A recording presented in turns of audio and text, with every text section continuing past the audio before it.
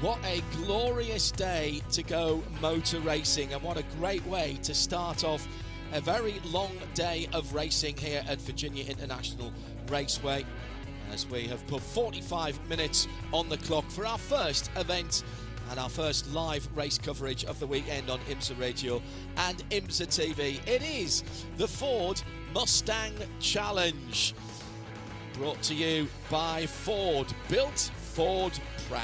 I'm John Hindorf, and joining me in the Ford Performance Global Broadcast Centre is Arjuna Kankapati. We'll get his thoughts on what we're about to see in a moment. A season that has been dominated by one driver, unusually so. He wears the number 13, so he's obviously not tridecaphobic.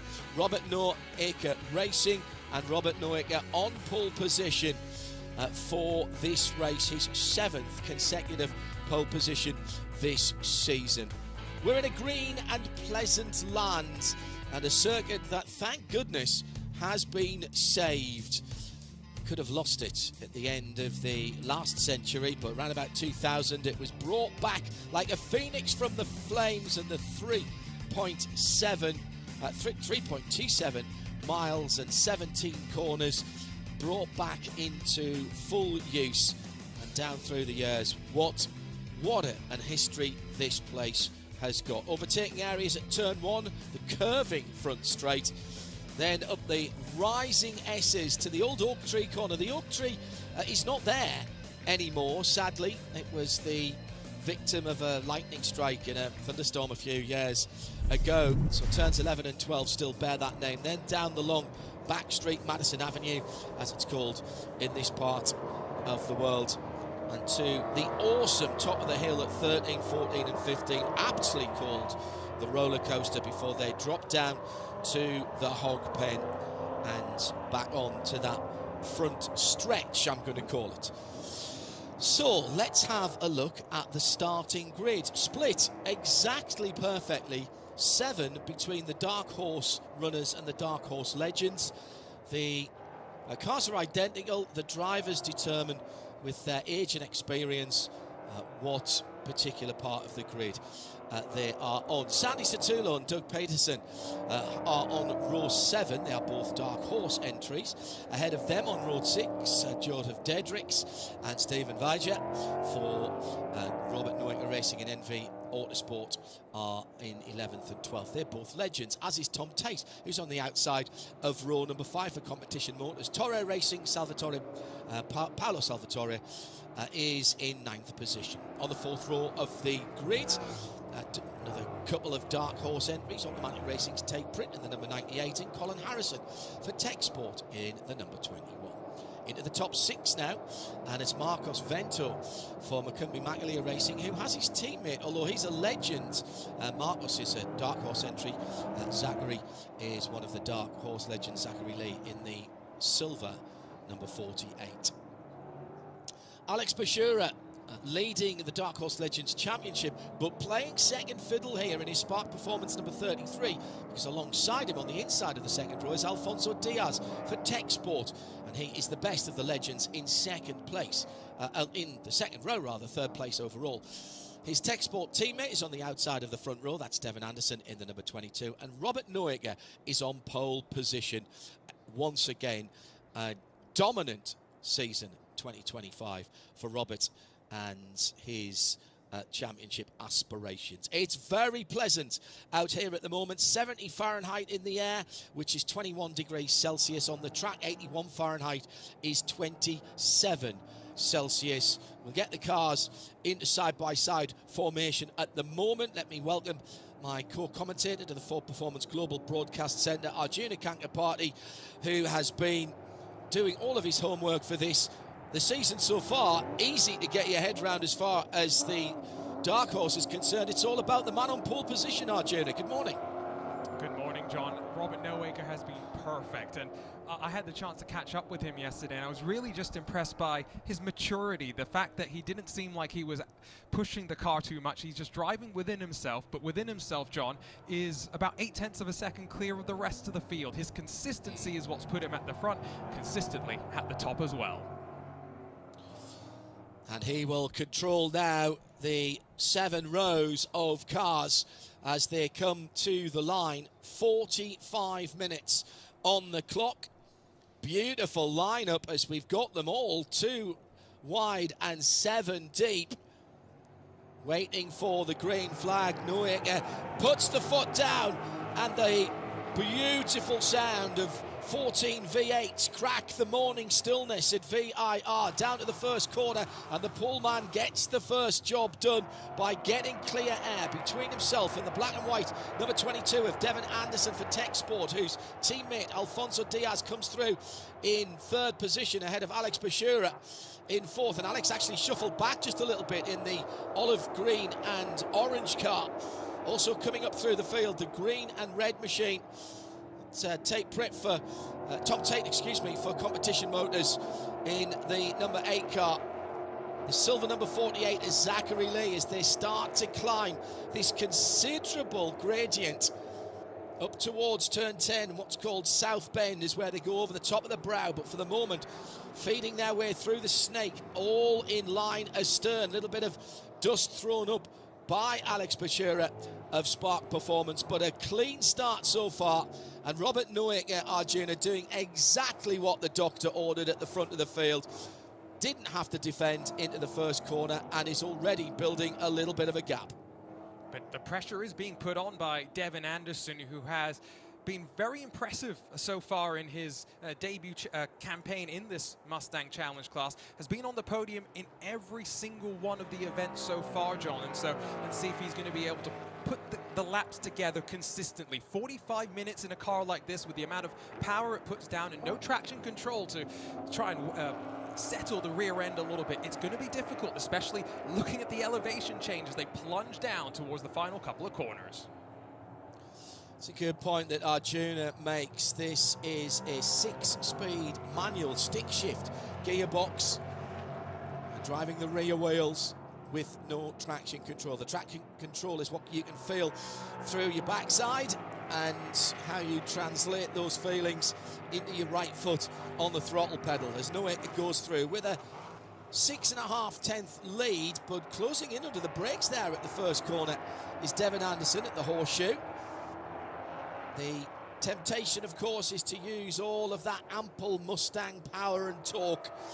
But the Michelin tyres, excellent though they are, do need to be brought in the first part of the race when the cars are replete with racing fuel and probably weighing quite a bit heavier. In fact, are weighing quite a bit heavier than they will do at the end. It's been a brilliant couple of seasons. Remember, we're only 1.5 seasons into the Ford Mustang Challenge here on the IMSA schedule.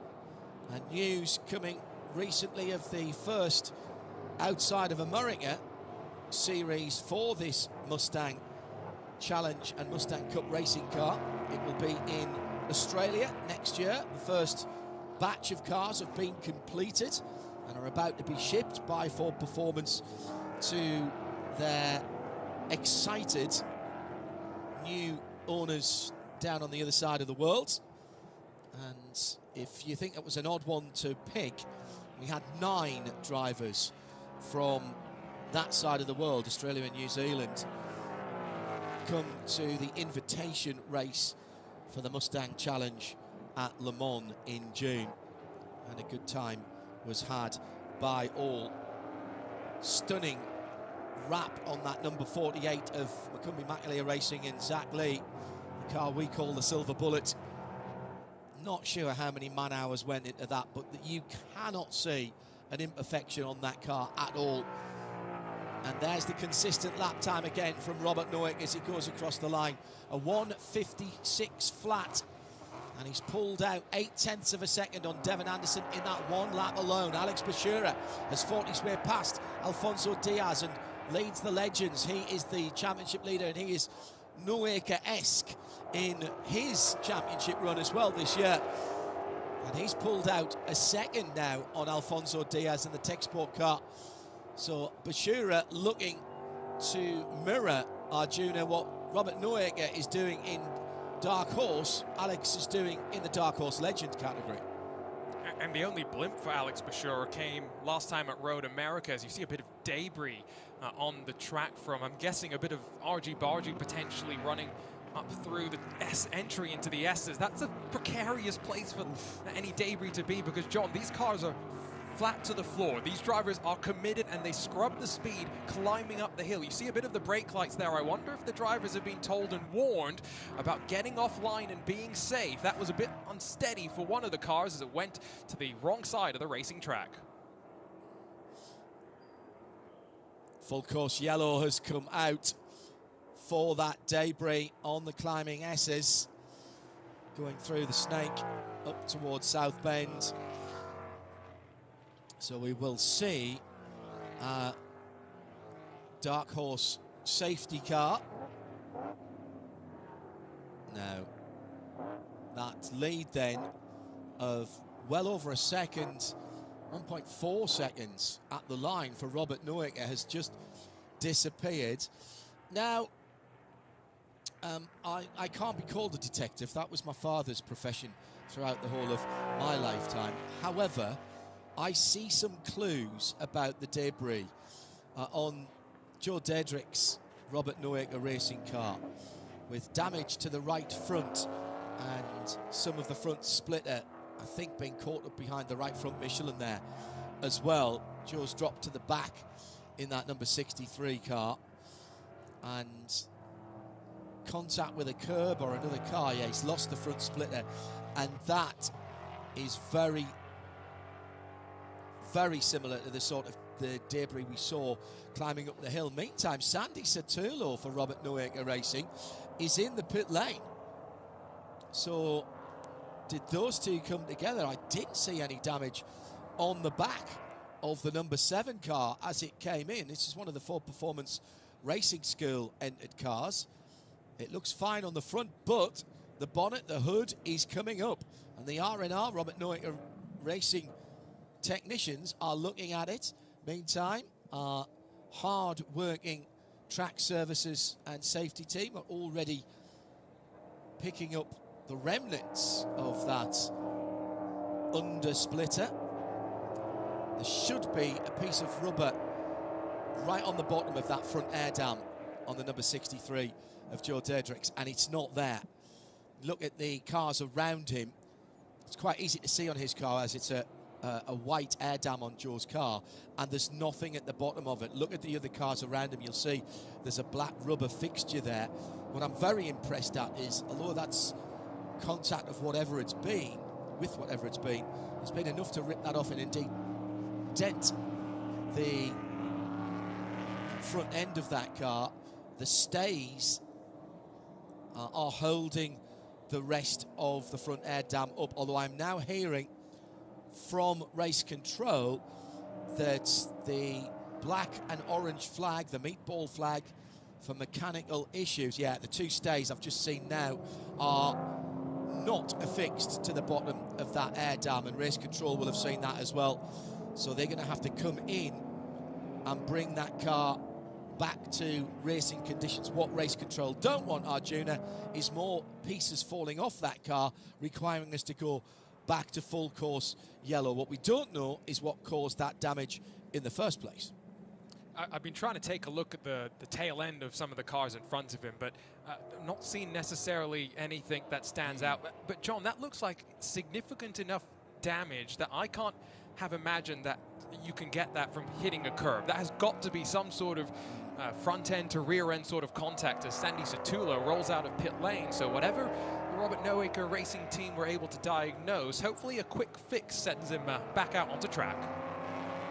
And he hasn't, crucially, lost a racing lap. He is still on the lead lap, albeit he is coming at the moment through turns 3 and 4, whilst the leaders are heading to the top of the hill at turn 13 and the roller coaster of 14, 15 and down the hill to Hogpen. I couldn't see any damage on the back of Sandy's car. It may have been side-to-side contact or side to rear three-quarter panel, but that would have to make it the left-hand side of Sandy's car. And I can't see any damage on the immaculate red, white and blue paintwork there for the Robert Noaker machine. Two teammates, those two cars that we're talking about, so let's hope there wasn't a coming together. That could be slightly embarrassing in the team trailer at the end of the race. Still 35 minutes to go, so we haven't, by any stretch of the imagination, cracked this race yet, as Joe Dedricks is into the pit lane. I'm not sure what they can do about that, Arjuna, to be honest, because that front corner, and unless IMSA are just worried about the loose pieces behind the wheel, and maybe they can do something remedially to fix that and perhaps take out some of the under trim. Looks like they got the gaffer tape out, so maybe they'll be able to remove the plastic that was hanging from the left side and just try and tape it together to get to the end of the race. And race 2 is tomorrow, so there's plenty of time to then work on whatever repairs they'd want to do. John, I was just watching as the cars flew by the pit stand. I don't see any of the other machines with damage, so it's going to be very interesting to try and talk to Joseph after this race is complete to get the story of what exactly happened and what he saw from his perspective. Yeah, very interesting on that one. A little bit, I mean, everybody was pretty tight. We've got a small but perfectly formed grid of 7 and 7 for Dark Horse and Dark Horse Legends. Here for their first outing at VIR, at the Michelin GT Challenge at VIR. Satulo still catching up the field. Final look at the circuit from the safety crews, and it's been cleared. So as we get onto the back straight, Madison Avenue, past the second set of pits. It's a very clever design here at VIR. You can use the south circuit, and that has its own pits with the cars going past it now, and the north circuit effectively where the substantive pits are, and you can use those two absolutely independently. There's also what's called the Patriot circuit in the middle, and any of those of you who have played platform games and used this track will know that that's quite often on a challenge or two, running in either direction, and it's pretty tricky with some blind brows. So we are coming back to green. Joe Dedricks is back out just now and heading down into the first corner as we'll come back to green. Now Joe will have to get a bit of a wiggle on here.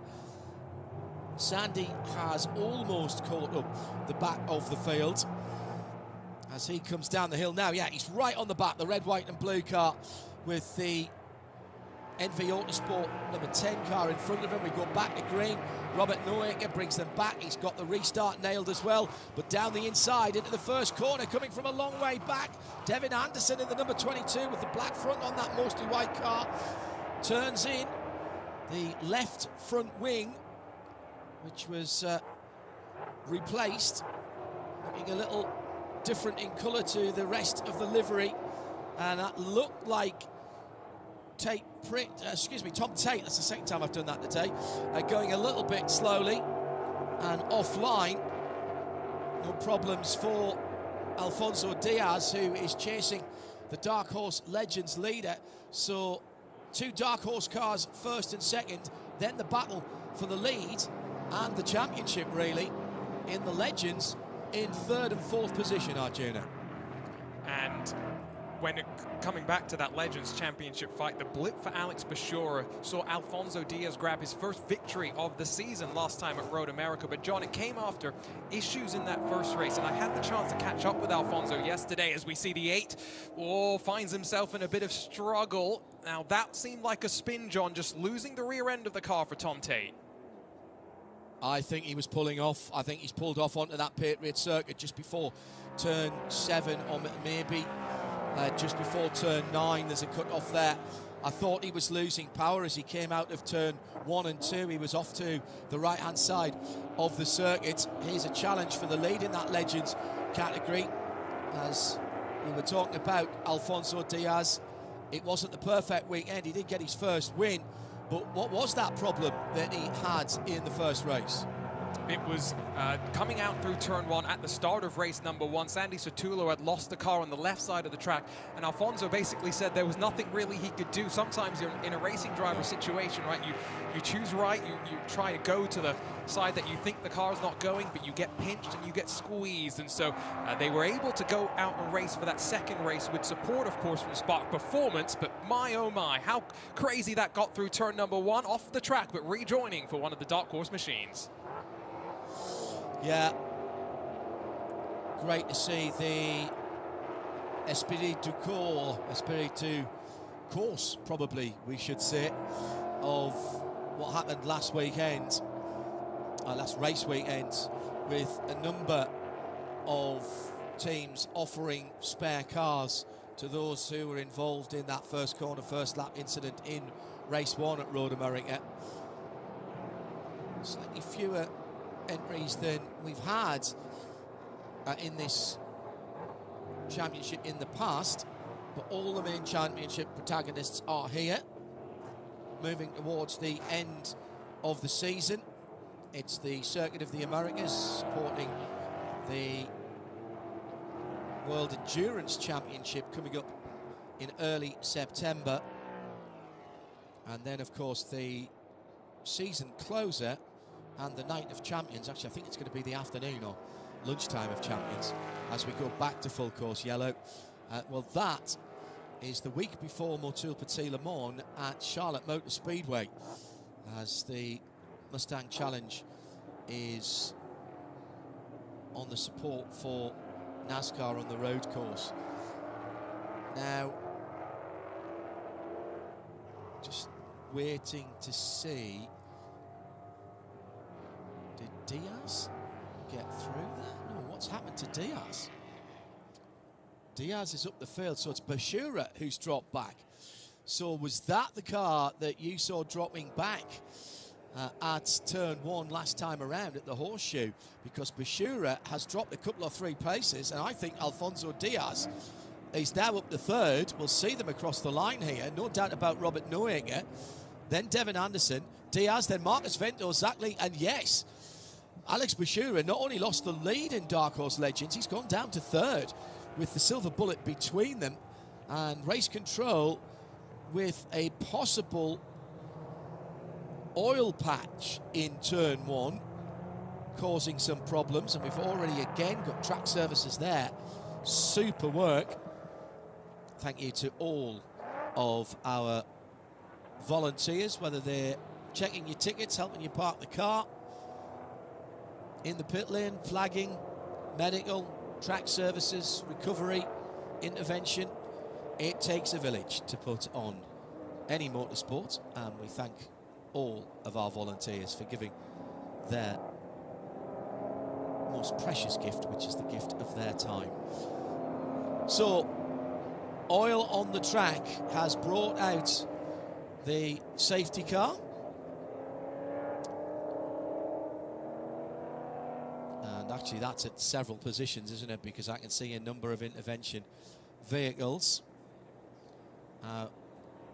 Ford Mustang Dark Horse safety car, looking an absolute picture.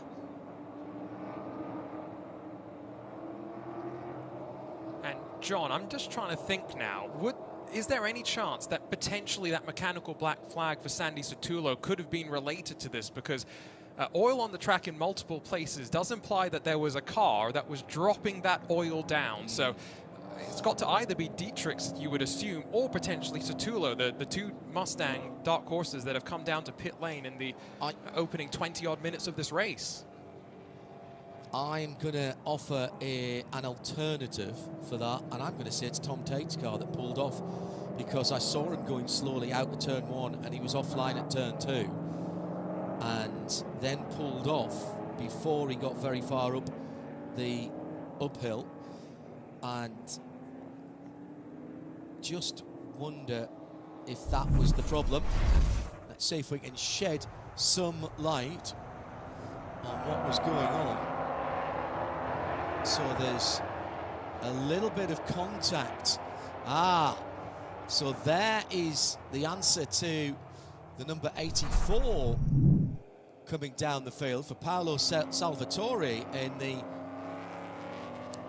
almost camouflage blue and white, urban camouflage, and that was with Tom Tate. Now, whether that was enough to cause the problem or whether Tom was already with some issues of his own and not able to get the power down, the track services with the speedy dry in between turns 1 and 2. Well, this is all good news for Robert Neuecker. He's not having to do very much and still holding the championship lead and indeed extending it at the moment. It's even better news for Alfonso Diaz, because not only has he taken the lead from Alex Bashura, but Alex has dropped down to third, so that there are a few points being smuggled back the way of Alfonso Diaz in the Dark Horse Legends Championship, Arjuna.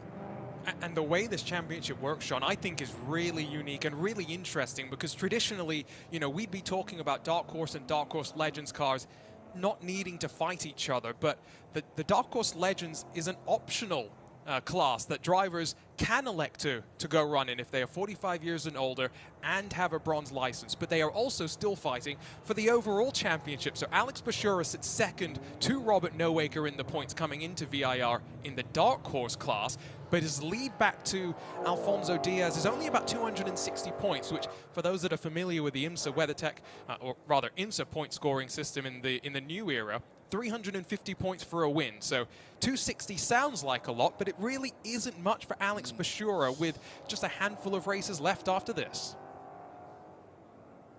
Arjuna Kankapati and John Hindorf in the For Performance Global Broadcast Centre. So Alfonso Diaz leads the Dark Horse Legends in third, Devin Anderson in second, and our leader is Robert Neuecker, running away with the championship. Now, let's have a look at the leading car at the moment. This is the liquid carbon livery that we are seeing for the first time on the Dark Horse GT3, which is the ultimate iteration of the Mustang Dark Horse. That is a fantastic piece of workmanship on that car, and the cars in the WeatherTech Sports Car Championship this weekend are running in a tribute livery to that, with ultra lime accents on that car. The all-carbon GT3 and the liquid carbon GT3 car, which we'll see later on today for the 64 and 65 Multimatic entered machine. The safety car in that lovely dark grey colour. I have asked, before anybody tweets in at IMSA Radio, I have asked about a GTD Mustang road car test. Apparently, I'm at the very, very end of a very, very long list of names. I don't blame you. Can I get onto that list as well? Be added to the just behind you, John? Yes, I'm sure. I'm sure. There's going to be some very, very lucky people who are invited to buy one of those GTD road cars. I had a good crawl all over one at Le Mans, and though they look great in pictures and on video, honestly, it does not do it justice. The wider wheel arches, the stance of the car, it's an absolutely incredible piece of thing, a piece of machinery and engineering and road legal.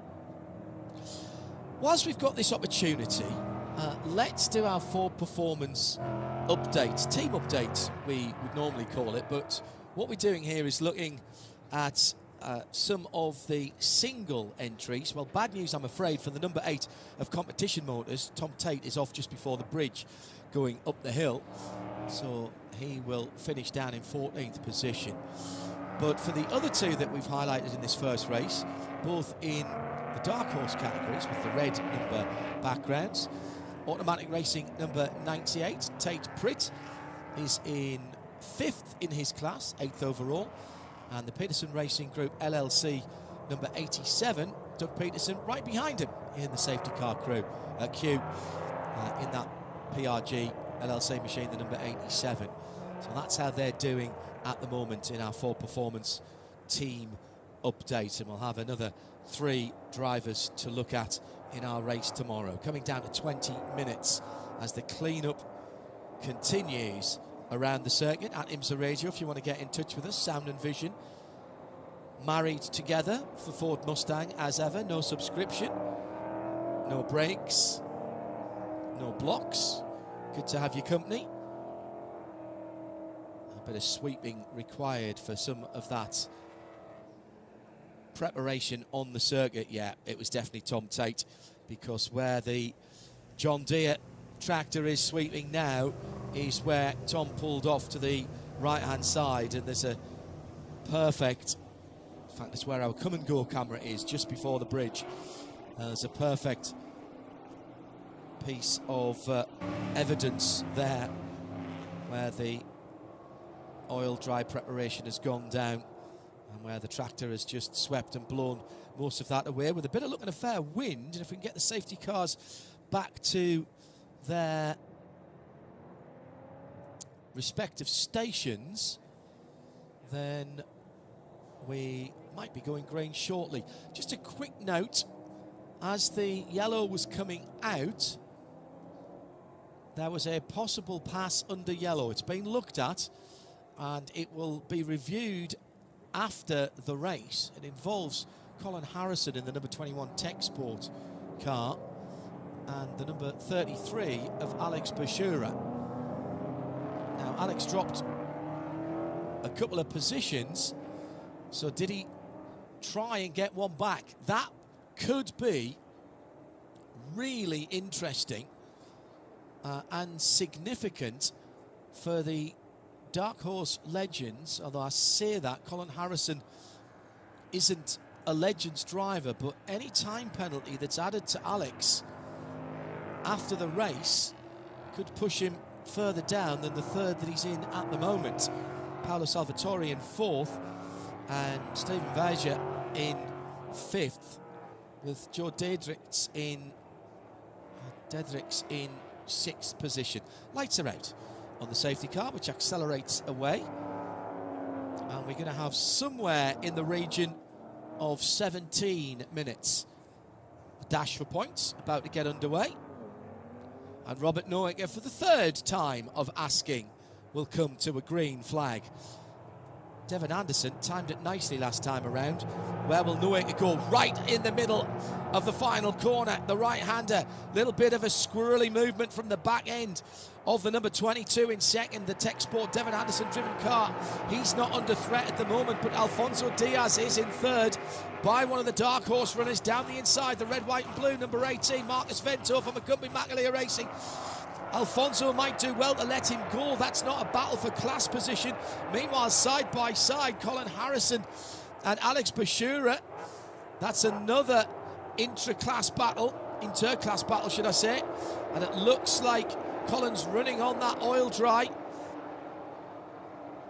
Bashura goes through and takes an overall position. That puts him on the back of Zach Lee and staring at 2nd place points in the Legends. An important early overtake on the restart there for our Legends, Dark Horse Legends Championship leader in the olive grey, number 33, Alex Bashura.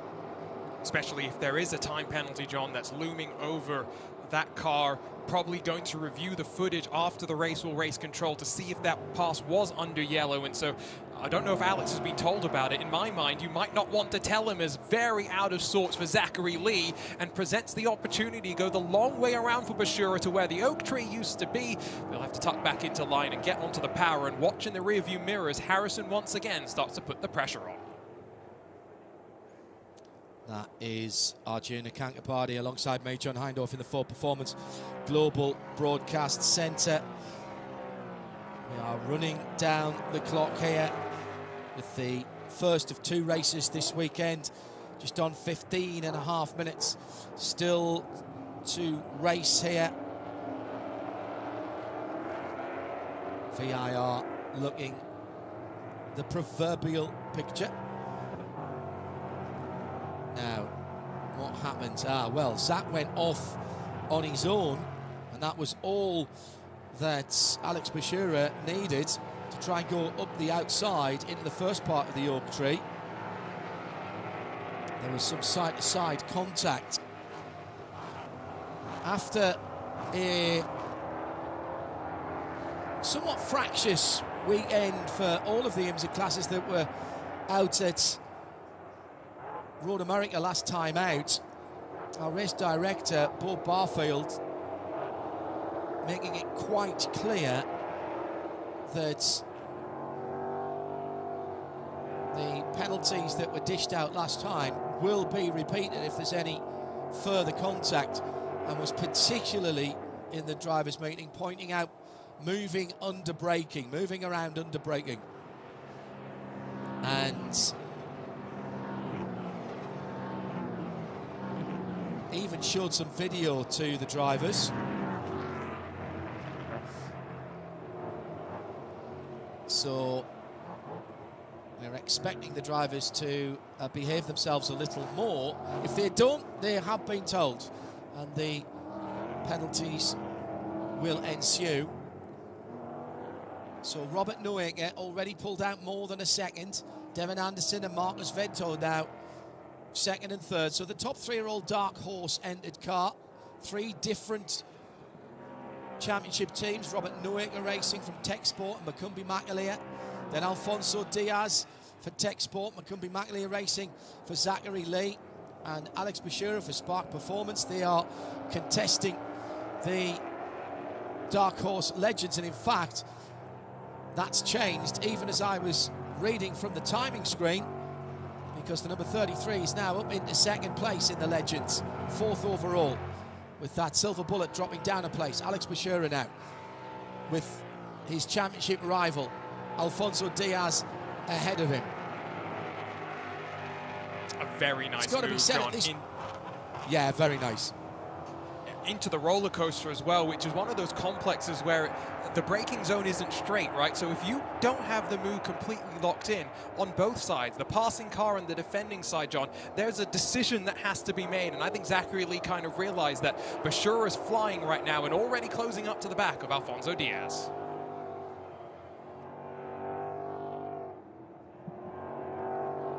So,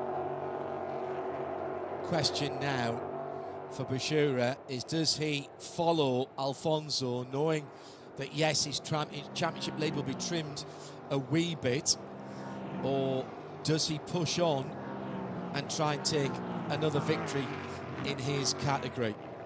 I suspect, knowing Alex as I do, that it will be the latter. That remains to be seen.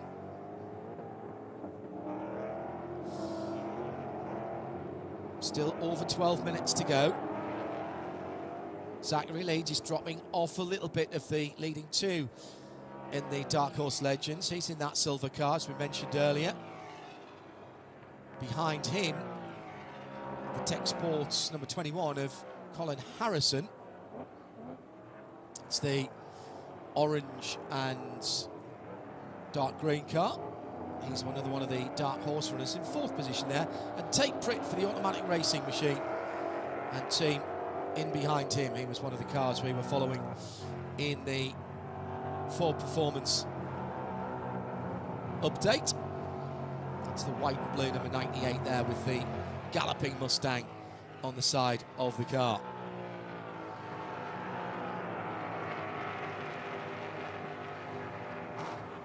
And to give Zachary Lee, sorry John, to give Zachary Lee a bit of credit as well. He's only 20 points back from Alfonso Diaz, so you know, as much as we're talking about Bashura and Diaz being in the championship fight, the silver bullet for Macumbi McAleer Racing isn't far off the case and has only finished off the podium one time this season.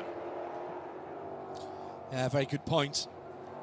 It only takes one bad race, or actually, when you're fighting for the championship in any of these single manufacturer championships that run with IMSA, and what a absolute high-quality set of manufacturer championships we have here, it only takes a mediocre weekend, to be honest, to see big swings, potentially big swings in the points. By the way, if you're seeing cars seemingly going the wrong way and you're watching on the Full Performance YouTube channel or on IMSA.tv, then panic not, because Michelin use this circuit for their road car street tyre testing, and they have got a few lucky people getting drives on the pit rig circuit in the moment as the lead changes, and the grip from his Michelin tyres being used perfectly well by Alex Bashura. So that answers the question, Arjuna, about whether he would sit in the wheel jacks of Alfonso Diaz, and he did it at the same spot. That we're going to have to rename Bashura Bend if he keeps pulling those passes off. I love that, Bashura Bend. The lights flash from Alfonso Diaz. Now, is that the mental message of, I don't want to fight you too much, let's see what we can do in terms of pace, or is he going to shake back down the inside? It does look as though the balance of that car for Diaz is struggling a little bit more, John, as we head into these last 10 minutes of the race, whether that's the balance of the tires or maybe something set up as well. Yes, these cars don't have too much that you can change and try and tune from track to track, but maybe there's also something in the driving style that Diaz has got to try and work on and improve as he sends it up the inside and makes a bit of contact with Bashura. And Bashura swings back, and the secondary contact as well. Now that was coming in to the left hook, and it was a bit of a swing from Diaz. The question is, was he far enough down the inside whereby race control will think that Bashura, who remember is already having under consideration from race control for a pass under yellow. Diaz coming from a long way back, gets up to the door, does he, by the apex? Did Alex leave enough room and then cut back? And he's pulled off, Bashura's pulled off the track. He knows he's not going any further. And, well, race control will have to make a decision on that one.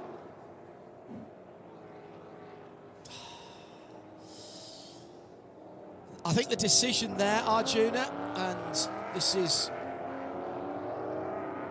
why I'd never want to be in race control, and I say that out of much respect by the ladies and gentlemen, for the ladies and gentlemen have to make the decision. The decision there was the 15, the white number 15 car of Alfonso Diaz far enough up the inside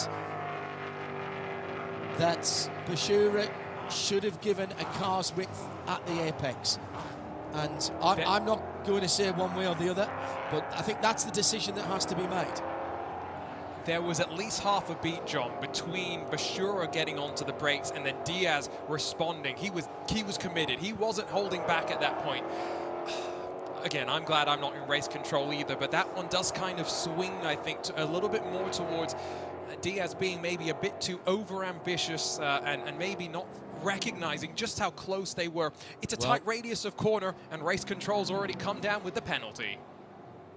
Yeah, it's a drive-through. Now, that is going to cost Alfonso Diaz the lead, and with only 6.5 minutes to go, how much further back up the field can he get? By the way, we've also had a warning for Zachary Lee earlier on, so he is under a cloud at the moment. Incident responsibility then for Diaz, contact while battling for the lead with the championship leader. Now, as I say, with such a short amount of time left, that's going to be costly in terms of the points for Diaz. However, of course, his championship rival is going to finish 6th in the Dark Horse Legends. The question will be, how far will Diaz drop down? It's quite a long pit lane here, and it's at the fastest part of the circuit. Now, he must not speed coming in here. He's got to get the speed down. Pulls to the right-hand side with 5 minutes to go. Make sure he's at the pit lane speed limit now, which he does. This is going to feel like an eternity.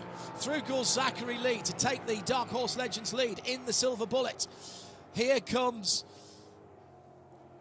Paolo Salvatore, and he goes through, waiting for him to come through in the Torre racing car. He's not come through yet.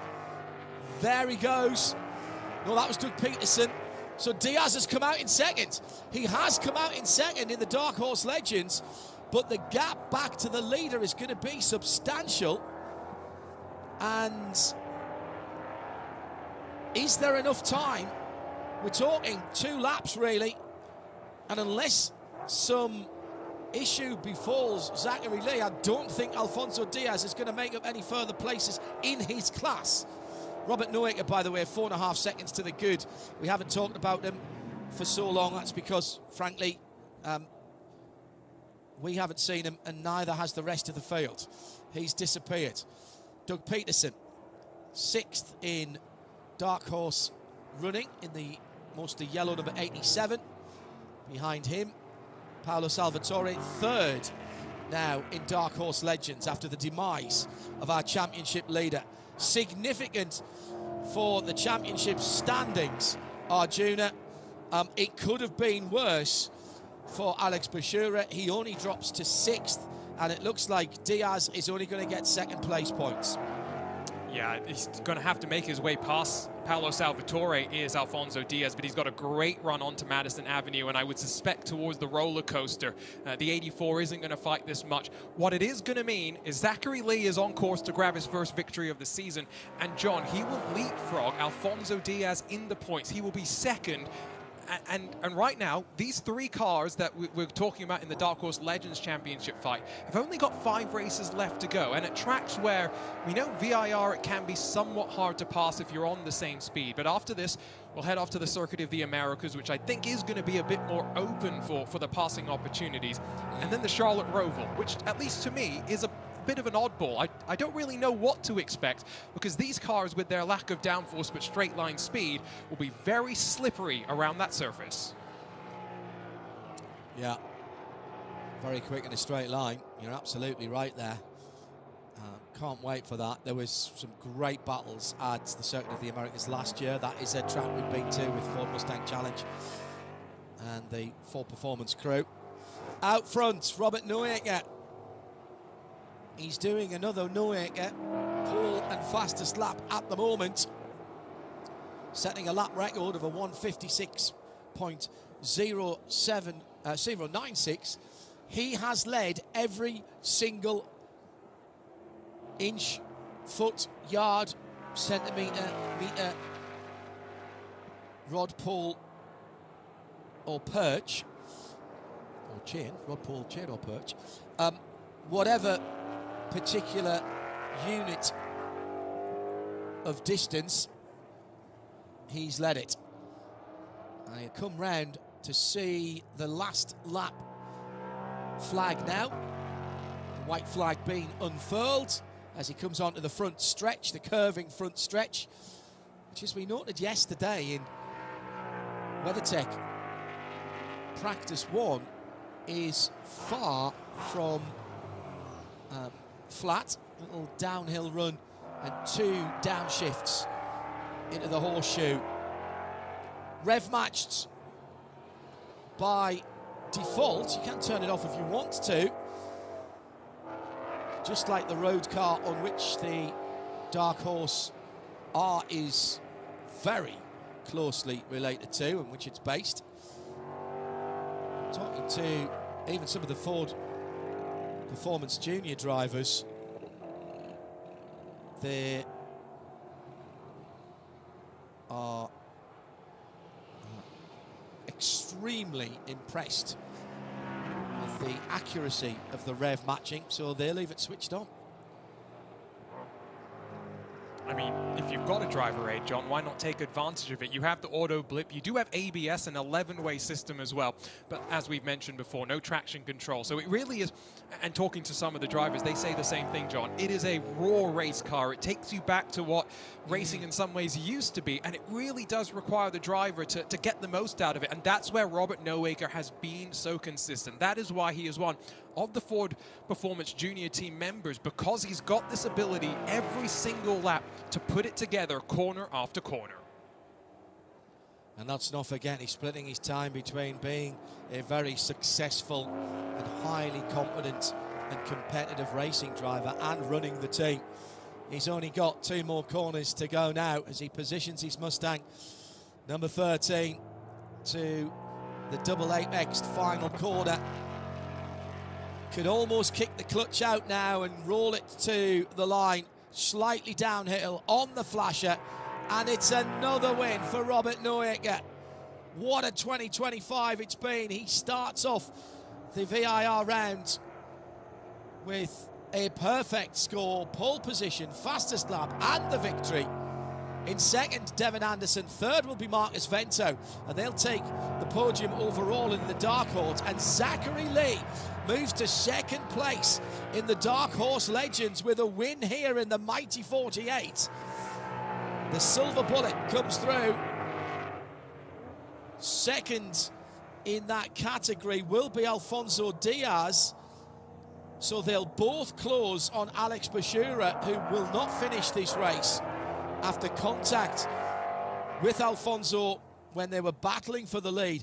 And don't forget, we've also got to wait for Alex Bashura to see if there's any further sanction on him for a potential overtake under yellow. Although, to be fair, I think Tom Tate was several laps down. Yes, more than a handful of laps down. So I don't think it's going to affect his finishing position. Although, of course, it may be a sanction in terms of grid positions for tomorrow's race. What do you say about Robert Noaker? What a 2025. What a season he's putting together. And it's still mathematically not a given. But goodness me, I mean, he could go off on a cruise to the end of the season and still be right in it if he came back for the last rounds. Noaker, Anderson, Vento, as we mentioned, on the box overall, and for Dark Horse, Zachary Lee ahead of Diaz, Paolo Salvatore and Stephen Vajca.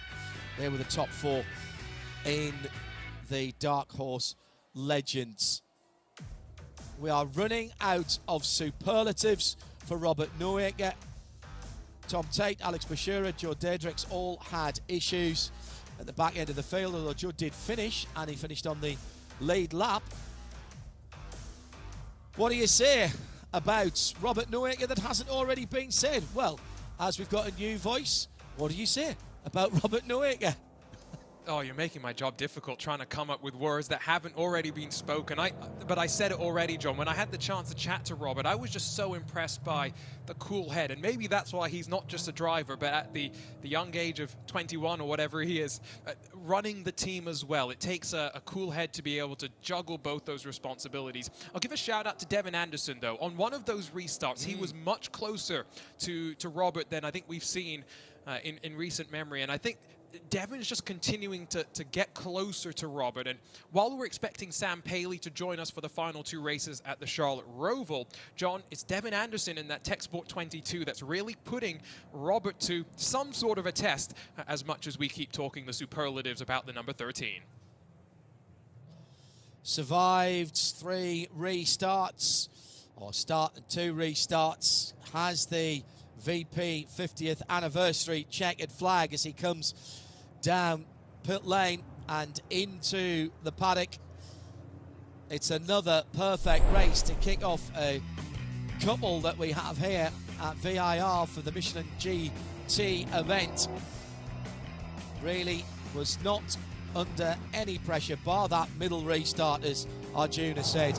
In Dark Horse Legend, Zachary Lee takes the win there with Alex Bashura and Alfonso Diaz coming to blows, which saw the number 33 in the championship leader not scoring better than 6th position. Join us for more Mustang Challenge tomorrow from VIR.